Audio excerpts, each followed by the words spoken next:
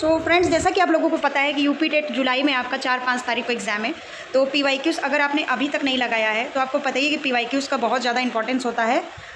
UP TET हो चाहे C TET हो, जो भी टेट होता है उसमें पीवाईक्यूज़ ही अगर आप अच्छे से लगा लेते हैं और आपकी अंडरस्टैंडिंग थोड़ी सी भी अच्छी है तो आप आराम से इस पेपर को क्लियर कर लेंगे। तो सबसे पहले मैं आपका वेलकम कर लेती हूँ। So friends, hello friends, learn in short में आपका एक बार फिर से स्वागत है। मेरा नाम है सरस और आप देख रहे हैं लर्न इन शॉर्ट। फ्रेंड्स, अभी तक हम लोगों ने एसएसटी के सारे क्वेश्चन कर लिए हैं सेकंड पेपर के, और 2019 का चाइल्ड डेवलपमेंट एंड पेडागोजी मैं लेकर आ गई हूँ, जिसमें से क्या है कि अगर आपने अभी तक 2013 और 2016, 17 और 18 का पेपर नहीं किया है तो जाकर आप देख लीजिए, वो सारे पेपर मैं करवा चुकी हूँ। आगे हम लोग देख लेते हैं कि इसमें कौन से क्वेश्चन है। तो ये भी आपका बाल विकास और शिक्षण शास्त्र का क्वेश्चन है, जिसमें आपको 30 मोस्ट इंपॉर्टेंट क्वेश्चन मिलेंगे। कुछ समझाने लायक होगा तो मैं आपको समझाऊंगी भी। तो चलिए हम लोग स्टार्ट कर लेते हैं फर्स्ट क्वेश्चन से। और इसके पहले वाला पेपर आप अगर आपने नहीं देखा है तो ज़रूर जाकर देखिए, ये बहुत ज़्यादा हेल्पफुल है, क्योंकि यूपी टेट में क्या होता है, क्वेश्चन रिपीटेड होते हैं। तो चलिए देख लेते हैं पहले सवाल से। पहला सवाल है आपकी स्क्रीन पे, निम्नलिखित में से कौन सा शिक्षण विधि प्रजातांत्रिक नहीं है? मतलब कौन सी शिक्षण विधि डेमोक्रेटिक नहीं है? तो यहाँ पे आपको स्क्रीन पे दिख रहा होगा ऑप्शंस: व्याख्यान विधि, सामूहिक परिचर्चा, प्रोजेक्ट विधि और सहभागी विधि। इंग्लिश और हिंदी दोनों में मैं लेकर आ गई हूँ। अगर ये कंटेंट आपको पसंद आता है तो वीडियो को लाइक ज़रूर करिएगा, क्योंकि इस मैं क्या पीवाईक्यू के फॉर्म को एज ए PDF फॉर्म में लेकर आती हूँ, और जिससे क्या हो कि आपको पढ़ने में और अच्छा हो और थोड़ा ये इंटरेस्टिंग भी लगता है। तो देखिए, यह इंग्लिश और हिंदी दोनों में है। तो इसमें देखिए व्याख्यान विधि, लेक्चर मेथड और शिक्षण विधि की बात हो रही है, और ये डेमोक्रेटिक नहीं है। तो सामूहिक परिचर्चा, प्रोजेक्ट विधि और सहभागी विधि। तो आपको पता ही होगा, आपको यहाँ पे पता होगा कि सामूहिक चर्चा अच्छा होता है बच्चों के लिए, डिस्कशन। उसके बाद फिर प्रोजेक्ट मेथड भी जो होता है ये डेमोक्रेटिक होता है, ये भी अच्छा होता है। और पार्टिसिपेटरी मेथड, मतलब कि जो बच्चे एक दूसरे के साथ सहभागिता के साथ काम करते हैं, तो ये भी अच्छा होता है। लेकिन जो ये लेक्चर मेथड होता है ये एक डेमोक्रेटिक नहीं होता है। तो यहाँ पर आपका जो आंसर हो जाएगा, यहाँ पे ये व्याख्यान विधि आपका बिल्कुल यहाँ पे सही हो जाएगा, क्योंकि नहीं पे ही पूछा है। नहीं को ध्यान से देखिएगा।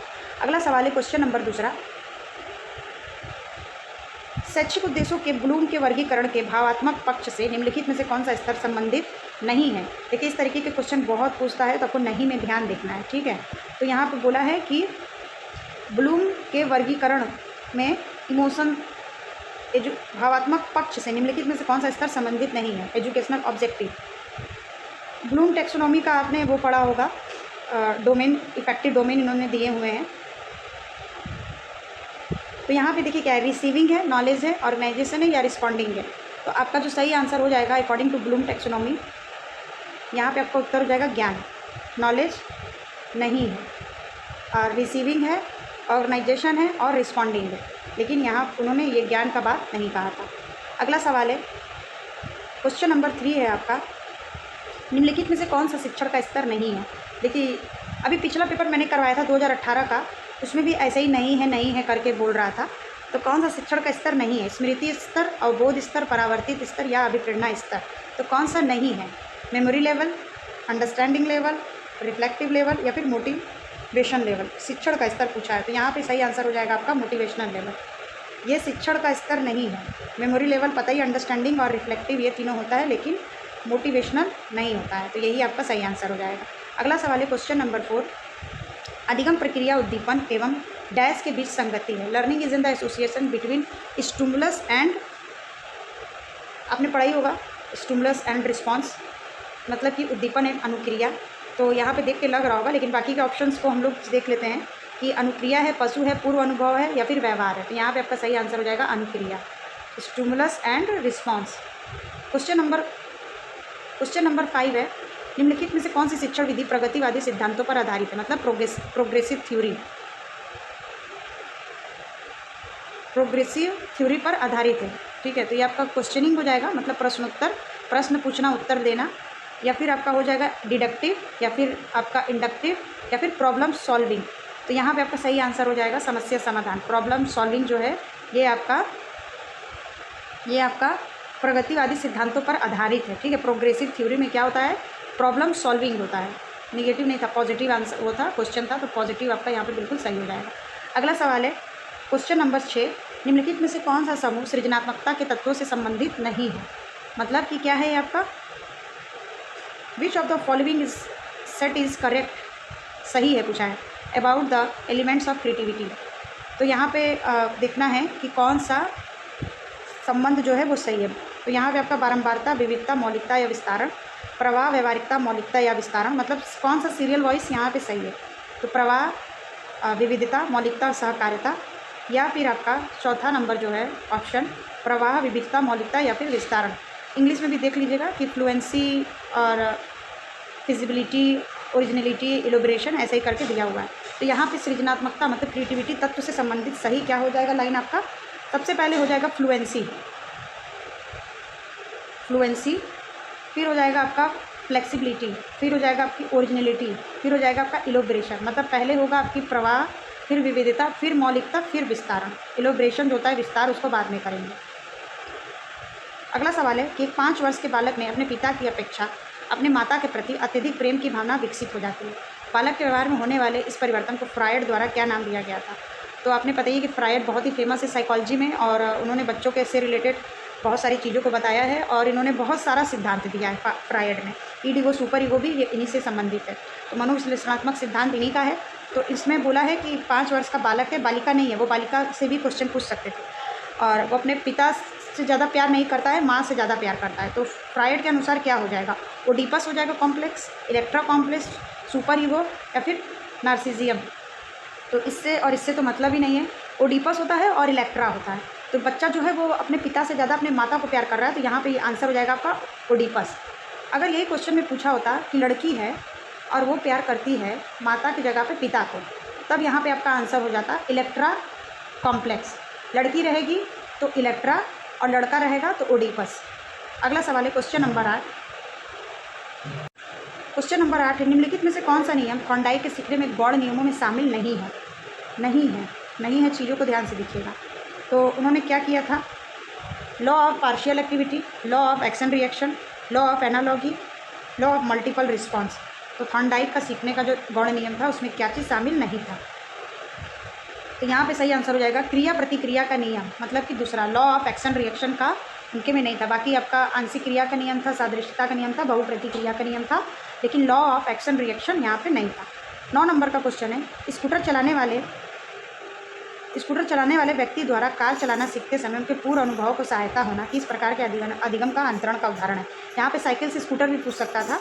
मतलब आप कोई एक काम कर लेते हैं, उसके बाद फिर दूसरा सीखते हैं, तो वो कौन सा अधिगम जो आपका लर्निंग है वो अंतरण का उदाहरण है। तो यहाँ पे क्या हो जाएगा, ऊर्ध्व अंतरण, द्रवी पार्स, इंग्लिश में देख लेते हैं, वर्टिकल ट्रांसफ़र है या फिर बिलैटरल ट्रांसफ़र है, हॉरिजॉन्टल ट्रांसफ़र है या फिर पॉजिटिव ट्रांसफ़र है। तो यहाँ पे आपका सही आंसर हो जाएगा ये पॉजिटिव ट्रांसफ़र है। मतलब आपने गाड़ी चलाना सीखा और उसके बाद आपने वही चीज़ को कार चलाने में फॉलो किया। जैसा कि स्कूटर और कार में डिफरेंस होता है, यहाँ साइकिल और स्कूटर ज़्यादा बेहतर होगा, तो ये आपका पॉजिटिव ट्रांसफ़र है। ठीक है। अगला सवाल है, मतलब इसमें यही होता है कि अगर आप एक चीज़ सीखते हैं और उसी चीज़ को सीखने के बाद आप दूसरा चीज़ सीख लेते हैं, उसी चीज़ के द्वारा आप उसी चीज़ को याद करके सीख लेते हो, तो आपको पॉजिटिव ट्रांसफ़र होता है। मतलब वो सहायता कर रहा है, पूर्व अनुभव आप लेते हैं, तो आपको पॉजिटिव ट्रांसफ़र हो जाएगा। अगला सवाल है क्वेश्चन नंबर 10, संप्रेषण संबंधित अक्षमता है, disability related with the communication. मतलब कम्युनिकेशन जो नहीं कर पाता है तो क्या होता है, डिसलेक्सिया, डिस्कैल्कुलिया, डिस्फेजिया, डिस्ग्राफिया और एक डिस्पेसिया भी होता है। डिस्फेजिया है और एक डिस्फेशिया होता है। ठीक है। तो यहाँ पे क्या है, संप्रेषण नहीं कर पाता है। ठीक है। तो यहाँ पे हो जाएगा आपका डिस्फेजिया। डिस्कैल्कुलिया आपका उससे संबंधित है, कैलकुलेशन से, मैथ की गणनाओं से। डिस्ग्राफिया आपका डिसलेक्सिया आपका पठन से संबंधित है और डिस्ग्राफिया आपका लिखन से संबंधित है, लिखने से। ग्राफ मतलब लिखना। 11 नंबर का क्वेश्चन है कि मंदित मना बालकों की शिक्षा हेतु कौन सा उपागम उपयुक्त कहा जा सकता है। Which approach suitable for the education of mentally retarded children. मतलब ऐसा कौन सा आप शिक्षा वो करेंगे मेंटली रिटार्डेड बच्चों के लिए कि उनके लिए उपयुक्त हो। तो इनरिचमेंट अप्रोच अच्छा होता है, या हाई लेवल करिकुलम, या फिर व्यक्तिगत अनुदेशन, इंडिविजुअलाइज इंस्ट्रक्शन, या फिर एक्सेलरेशन अप्रोच। तो एक मेंटली रिटायर्ड बच्चे के लिए ऐसा क्या करेंगे कि उसके लिए वो शिक्षा आपका उपयुक्त हो जाए। तो यहाँ पे आपका सही आंसर हो जाएगा इंडिविजुअलाइज इंस्ट्रक्शन। मतलब कि ऑप्शन नंबर 3 यहाँ पे बिल्कुल आपका सही हो जाएगा। क्वेश्चन नंबर 12 है, निम्नलिखित में से कौन सा कथन सत्य नहीं है। नहीं वाले क्वेश्चन बहुत पूछे जाते हैं, तो उस पर याद ध्यान दीजिएगा। विकास एक मात्रात्मक प्रक्रिया है, मतलब क्या है कि डेवलपमेंट इज़ क्वांटिटेटिव, मात्रात्मक होता है, और एक आपका गुणात्मक होता है। तो कौन सा कथन सत्य नहीं है? शिक्षा एक लक्ष्य उन्मुखी प्रक्रिया है। तीसरा क्या है? सीखना व्यवहार परिवर्तन की एक प्रक्रिया है। वृद्धि एक जैविक प्रक्रिया है। तो कौन सा बात यहाँ पे सही नहीं है? तो ऑप्शन आपका जो सही पहला है वही आपका सही हो जाएगा कि विकास जो होता है ना, गुणात्मक और मात्रात्मक दोनों होता है। वृद्धि सिर्फ मात्रात्मक होता है, मतलब वृद्धि मात्राओं में बढ़ती है, गुणात्मक नहीं। वृद्धि को मापा जा सकता है, जैसे आपका वजन कितना बढ़ गया, आपकी हाइट कितनी बढ़ गई, लेकिन जो विकास होता है वो क्या होता है? गुणात्मक और मात्रात्मक दोनों होता है। तो यहाँ पे आपका इनकरेक्ट पहला ही हो जाएगा। 13 नंबर का क्वेश्चन है, क्षेत्र विशेष में बालक की विशिष्ट योग्यता तथा विशिष्ट क्षमता को क्या कहते हैं? मतलब child specific ability and specific potential इस particular field is known as. इसको क्या कहेंगे आप? इंटरेस्ट कहेंगे, मोटिवेशन कहेंगे, वैल्यू कहेंगे, या फिर एप्टीट्यूड कहेंगे? तो क्षेत्र विशेष जो बालक होगा उसको आप कहेंगे एप्टीट्यूड। अभी क्षमता वो क्या है कि किसी एक क्षेत्र में विशेष बालक है, क्षेत्र विशेष में बालक है। कुछ 14 नंबर का क्वेश्चन है, ब्रूनर की प्रतिबिंबात्मक अवस्था पियाजे के संज्ञानात्मक विकास की किस अवस्था से मिलती जुलती है? ब्रूनर की पियाजे से कौन सा जो है मिलता जुलता है? तो जो पियाजे के मतलब पियाजे इनके वो थे, मतलब पियाजे के इस से थे ब्रूनर। तो क्या है कि संज्ञानात्मक विकास की किस अवस्था से मिलती जुलती है? मूर्त संक्रियात्मक अवस्था, संवेदात्मक गामक अवस्था, ये जो concrete operational, sensory motor, formal operation, या फिर प्री ऑपरेशनल? तो एक है, क्योंकि क्या है कि ब्रूनर ने बिल्कुल अलग तरीके से दिया था और पियाजे ने अलग तरीके से, लेकिन एक अवस्था है जो मिलता जुलता है। तो यहाँ पे आपका सही आंसर हो जाएगा प्री ऑपरेशनल। ये क्या है? प्री ऑपरेशनल स्टेट जो है ये सेंसरी मोटर के बाद आता है प्री ऑपरेशनल। यही क्या है? ब्रूनर और पियाजे का क्या है? मिलता जुलता अवस्था है। अगला सवाल है 15 नंबर का कि कौन व्यक्तित्व गुण सिद्धांत से संबंधित नहीं है? Which one is not related to trait theory या पर्सनालिटी के थ्योरी से कौन संबंधित नहीं है? तो कैटल है, आइजैक है, फ्रायड है, या फिर आल्पोर्ट है? तो ये जो आपके फ्रायड है, इन्होंने मनोविश्लेषणात्मक सिद्धांत दिया था, ईगो सुपर ईगो के बारे में बताया था। तो ये क्या है? देखिए, ये संबंधित नहीं है। ये लिखा है कि मनोविश्लेषणात्मक सिद्धांत से थ्योरी से संबंधित है Freud. Id ego super ego की बात आती है तो यहाँ पे आपके फ्रायड का नाम आता है। अगला सवाल है क्वेश्चन नंबर 16, निम्नलिखित में से कौन सा समस्या समाधान में बाधक नहीं है, मतलब बाधक नहीं डालता है? Which one of the following is not an obstacle is problem solving? तो देखिए यहाँ पे क्या है, चिंता, ये तो बाधा आपका डालेगा। अगर आप प्रॉब्लम सॉल्विंग में चिंता करेंगे तो बाधा पड़ेगी। निगेटिव मेंटल सेट ये भी करेगा, और फ्रस्ट्रेशन ये भी करेगा, लेकिन जो सूज होता है ये आपका बाधक नहीं है। तो यही आपका सही आंसर हो जाएगा। अगला सवाल है, निम्नलिखित में से कौन सा एक संवेग है, मतलब कि इमोशन है? आमोद, एमेसमेंट, अटेंशन, ध्यान, स्टिमुलस उद्दीपक, या फिर मेमोरी? तो यहाँ पे जो आपका सही आंसर हो जाएगा एमेस्टेशन, मतलब कि आमोद। ये आपका संवेग नहीं है।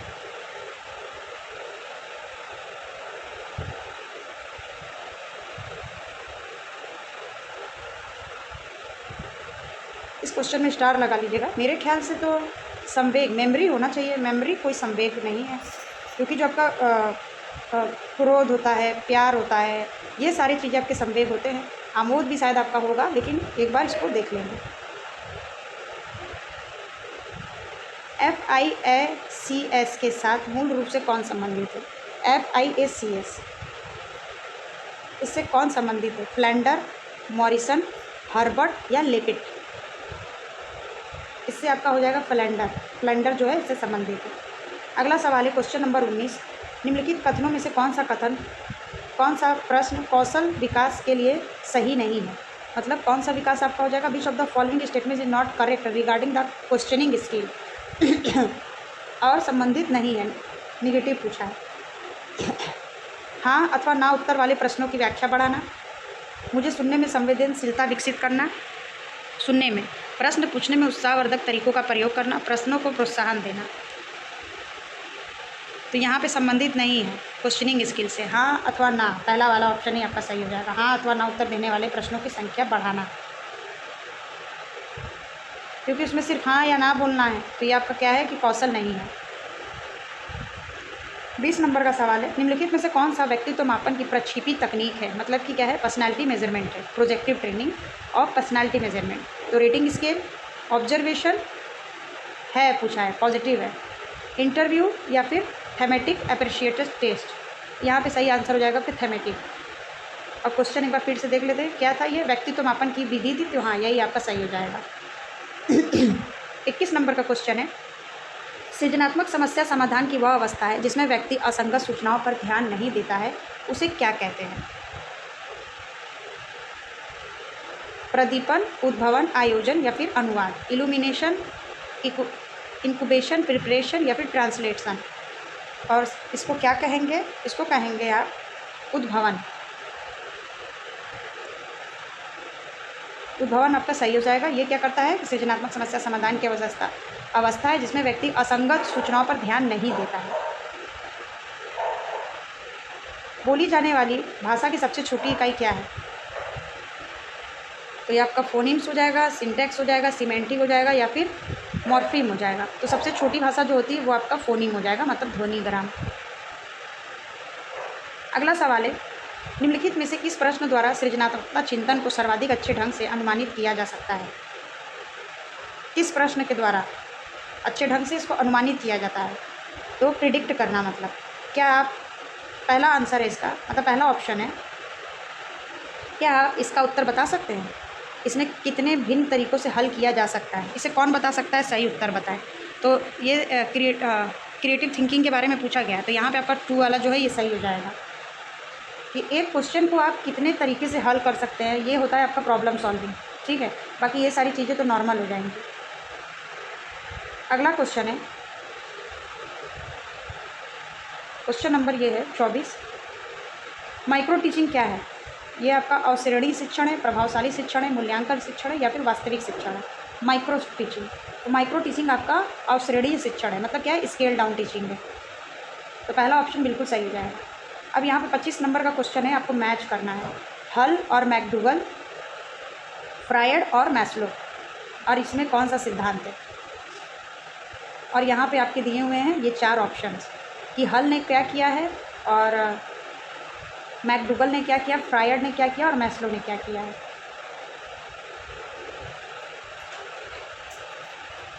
तो देखिए, सबसे पहले तो ये पता है कि मनोविश्लेषणात्मक सिद्धांत जो है ये आपका फ्रायड ने दिया है। ठीक है,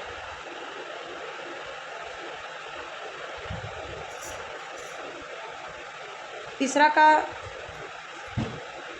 पहला का चौथा होगा, मतलब कि ड्राइव, और दूसरा का बी का दूसरा होगा, सी का तीसरा होगा, डी का पहला होगा, मतलब कि ये ऑप्शन आपका बिल्कुल सही है। अब यहाँ पे सामने सामने नहीं, तो हम लोग को मिलाने में थोड़ा सा दिक्कत हो सकता है, अदरवाइज़ आप ऐसे करके देख सकते हैं। मतलब हल ने जो है, हल ने आपका दिया है ड्राइव डिडक्शन थ्योरी, उसके बाद आपका मैकडूगल ने दिया है मूल प्रवृत्ति का सिद्धांत, मैकडूगल ने दिया है इंस्टीट्यूट थ्योरी, उसके बाद फिर आपका चौथा नहीं सही होगा ना, पहला सही होगा।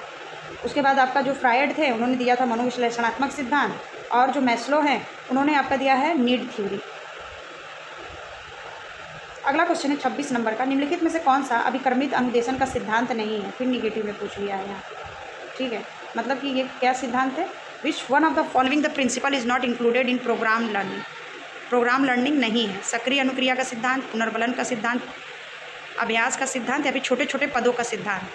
तो अभिक्रमित प्रोग्राम लर्निंग नहीं है, तो यहाँ पे हो जाएगा आपका अभ्यास का सिद्धांत। प्रिंसिपल ऑफ प्रैक्टिस जो है ये आपका अभिक्रमित अनुदेश नहीं है, अदरवाइज पहला, तीसरा, चौथा है। 27 नंबर का क्वेश्चन है, थॉर्नडाइक के उद्दीपक अनुक्रिया सिद्धांत एसआर थ्योरी में सीखने की प्रक्रिया में क्या महत्वपूर्ण नहीं है? तो मोटिव अभिप्रेरक महत्वपूर्ण नहीं है, उद्दीपक महत्वपूर्ण नहीं है, या फिर ऑपरेंट बिहेवियर महत्वपूर्ण नहीं है, या फिर ड्राइव। तो थॉर्नडाइक का सिद्धांत है, यहाँ पे आपका सही हो जाएगा तीसरा। बीएफ स्किनर का था ये क्रिया प्रसूत का सिद्धांत, तो ये आपका नहीं है। बाकी मोटिव, स्टिमुलस और ड्राइव तीनों जरूरी है थॉर्नडाइक के सिद्धांत में। 28 नंबर का क्वेश्चन है, निम्नलिखित में से किस प्रकार के अधिगम को गैने ने अपनी अधिगम सोपानी में सर्वाधिक निम्न स्थान पर रखना? तो गैगने का आपने पिरामिड देखा होगा, उन्होंने नीचे से ऊपर तक एक बनाया था कि क्या है ये, तो निम्न पूछा गया है, निम्न स्तर पर रखा गया। संकेत अधिगम, श्रृंखला अधिगम, प्रत्यय अधिगम या फिर शाब्दिक अधिगम। तो निम्न स्तर पर जो था आपका वो था आपका सिग्नल, संकेत अधिगम। श्रृंखला, प्रत्यय और शाब्दिक, इनको उस पर रखा गया था। 29 नंबर का क्वेश्चन है, शिक्षण के दौरान आवाज़ में उतार चढ़ाव किसका उदाहरण है?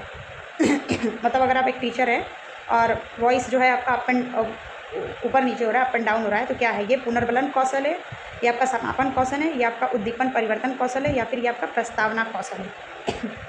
तो यहाँ पे आपका सही हो जाएगा आंसर, ये आपका उद्दीपन परिवर्तन, stimulus response, skill of stimulus variation है ये। आज का हमारा लास्ट क्वेश्चन है, निम्नलिखित में से कौन सा संप्रेषण प्रक्रिया का तत्व नहीं है? मतलब कि ये एलिमेंट जो है ये आपका कम्युनिकेशन प्रोसेस का एलिमेंट नहीं है। तो फीडबैक है, रीइंफोर्समेंट है, मीडियम है, या फिर इंट्रैक्शन है? तो यहाँ पे आपका रीइंफोर्समेंट जो है बिल्कुल सही हो जाएगा। आपका कम्युनिकेशन का फीडबैक भी होता है, आप कहीं जाकर फीडबैक देते हैं तो एक कम्युनिकेशन ही हो गया, माध्यम भी होता है और अंतक्रिया भी होता है, लेकिन रीइंफोर्समेंट आपका कम्युनिकेशन प्रोसेस का तत्व नहीं होता है। सो फ्रेंड्स, आज भी हम लोगों ने 30 क्वेश्चन कंप्लीट कर लिया है और थैंक्स फॉर वॉचिंग। जो भी इस वीडियो को देखते हैं उनके लिए उनको वेरी वेरी थैंक यू। और उसके अलावा फ्रेंड्स, वीडियो पसंद आए तो लाइक करिए, चैनल को सब्सक्राइब करिए, अपने दोस्तों के साथ शेयर करिए, और कोई आपका सवाल हो तो कमेंट कर दीजिएगा। आगे के कुछ 1-2 पेपर और बचे हुए हैं, मैं उसको भी सॉल्व करवा दूँगी। अदरवाइज़ फिर हम लोग मिलते हैं नेक्स्ट वीडियो में नए इन्फॉर्मेशन के साथ। और नए हैं तो ज़रूर चैनल को सब्सक्राइब कर लीजिएगा और बेल आइकन को दबा दीजिएगा, जिससे कि आपको मैं बहुत सारी चीज़ें इन्फॉर्मेशन भी आपको देती रहती हूँ, जिससे आपको सारी इन्फॉर्मेशन मिलते रहें। सो फ्रेंड्स, तब तक के लिए बाय बाय, मिलते हैं नेक्स्ट वीडियो में। और वीडियो को लाइक ज़रूर कर दीजिएगा, नए हैं तो सब्सक्राइब कर दीजिएगा।